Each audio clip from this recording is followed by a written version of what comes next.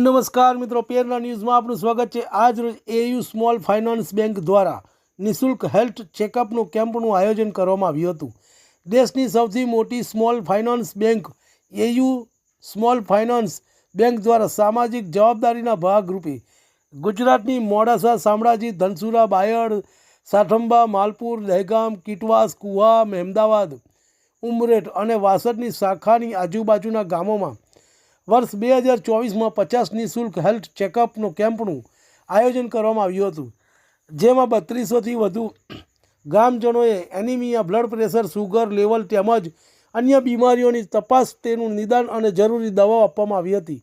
આ કેમ્પ યોજવાનો પ્રાથમિક હેતુ એનિમિયા, પાંડુરોગના વ્યયને ઘટાડવા અને ભારતના ગ્રામ્ય વિસ્તારમાં બીમારીઓના અંગે જાગૃતિ પેદા કરવા પર ધ્યાન કેન્દ્રિત કરી ગ્રામ્ય વિસ્તારમાં વસતા સમુદાયને મજબૂત આરોગ્યલક્ષી ચેકઅપ અને નિદાન સેવા પૂરી પાડવાનો છે।